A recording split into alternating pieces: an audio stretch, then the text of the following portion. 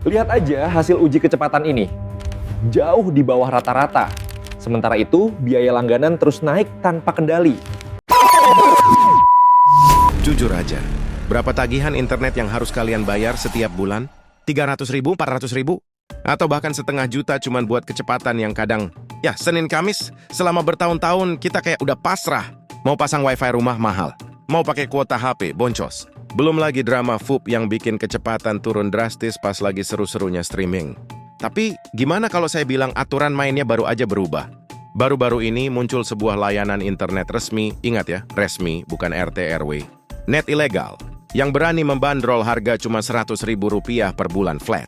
Gak cuman murah, mereka menjanjikan kecepatan up to 100 Mbps dan kuota unlimited, namanya internet rakyat. Apakah ini solusi yang kita tunggu-tunggu atau cuman gimmick marketing yang terlalu indah untuk jadi kenyataan?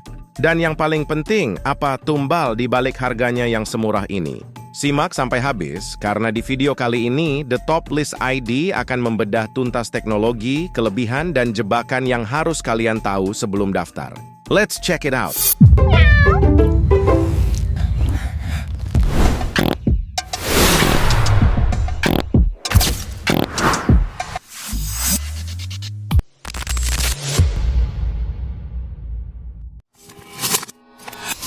Oke, sebelum kita ngiler sama harganya, kita harus tahu dulu siapa backingan di balik internet rakyat ini. Jangan-jangan besok tutup, ternyata ini bukan proyek coba-coba. Internet rakyat adalah produk dari anak usaha PT Solusi Sinergi, Digital Tbk atau yang dikenal dengan kode saham Wi-Fi, Surga. Mereka menggandeng operator telekomunikasi dan menggunakan infrastruktur serat optik yang sangat masif. Uniknya, senjata rahasia mereka ada di pinggir rel kereta api. Ya, Surge ini punya ribuan kilometer kabel serat optik yang terpasang di sepanjang jalur kereta api di Pulau Jawa. Inilah tulang punggung jaringannya. Lalu, apa bedanya sama IndiHome, BizNet, atau First Media? Bedanya ada di last mile atau cara internet itu sampai ke rumah kalian. Provider konvensional harus nanam tiang, ngegali tanah, dan narik kabel fiber optik satu-satu ke dalam rumah kalian. Itu biayanya mahal banget, Sobat Toplist. Nah, internet rakyat memangkas biaya itu dengan teknologi bernama Fixed Wireless Access, FWA. Sederhananya, kabel optik super cepat tadi cuma sampai di tiang pemancar, makrosel, dekat rumah kalian. Dari tiang itu ke modem di rumah kalian, internetnya ditembak pakai sinyal 5G di frekuensi khusus. Jadi nomor kabel ruwet, nomor biaya galian. Sekarang kita masuk ke dagingnya. Dengan modal selembar uang merah Soekarno-Hatta, apa yang beneran kita dapat? Pertama, kecepatan, mereka mengklaim up to 100 Mbps. Ingat kata kuncinya, up to. Karena ini pakai sinyal wireless, kecepatannya bisa fluktuatif tergantung jarak rumah kalian ke pemancar dan halangan tembok. Tapi, even kalau cuma dapat 30 Mbps pun, dengan harga 100.000, ini masih best deal banget dibanding beli kuota data. Kedua, perangkat. Kalian nggak perlu beli modem mahal di depan. Informasinya, perangkat dipinjamkan selama berlangganan. Modelnya plug and play, kolok listrik langsung jalan. Mirip kayak modem Orbit, tapi bedanya ini unlimited beneran tanpa kuota zonasi. Ketiga, latensi atau ping. Nah, ini poin krusial buat kalian para gamers. Karena basisnya wireless, pingnya mungkin tidak akan sestabil fiber optik murni, FTTH. Kalau buat nonton YouTube, Netflix, atau Zoom meeting sih aman jaya. Tapi kalau buat kompetitif Mobile Legends atau Valorant, mungkin butuh pengujian lebih lanjut di lapangan. Biar adil, mari kita adu internet rakyat dengan para penguasa pasar saat ini. Kita masukkan ke dalam The Top List Comparison. Lawan provider plat merah.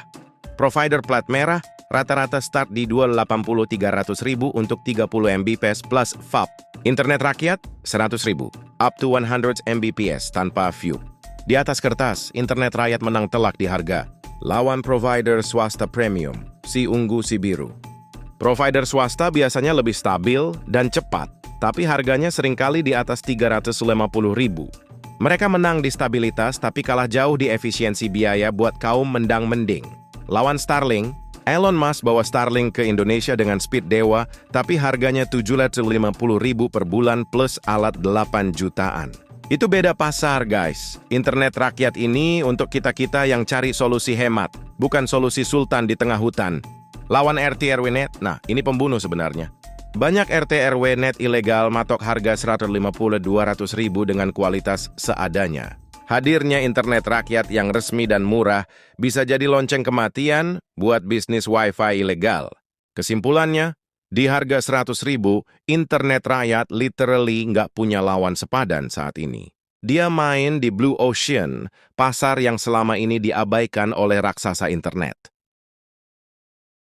Eits, jangan buru-buru transfer dulu, ada tapinya.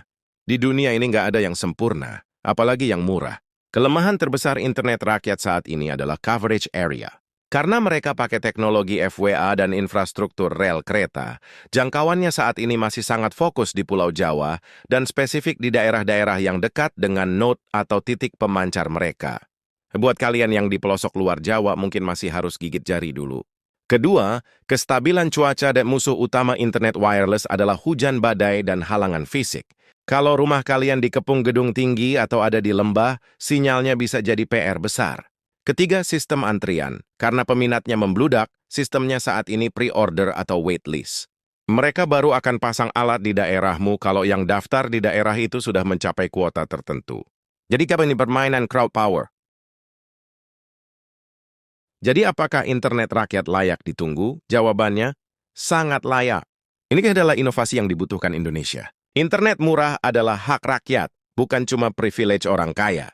Walaupun masih ada PR di jangkauan dan stabilitas, kehadiran pemain baru yang berani kasih harga 100.000 ini akan memaksa provider lama untuk gerah dan mungkin ikutan nurunin harga. Buat kalian yang penasaran daerahnya tercover atau enggak, langsung aja cek di website resmi mereka. Linknya nggak kita taruh di deskripsi, biar kalian usaha dikit nyari di Google. Haha, gimana menurut kalian? Apakah 100.000 per bulan untuk 100 Mbps ini too good to be true? Atau ini masa depan internet Indonesia? Tulis pendapat kalian di kolom komentar. Jangan lupa like, share video ini ke grup WA keluarga kalian biar nggak kudet, dan subscribe The Top List ID untuk update teknologi yang bikin pinter. Sesi manis, pamit undur diri. Stay connected, stay smart.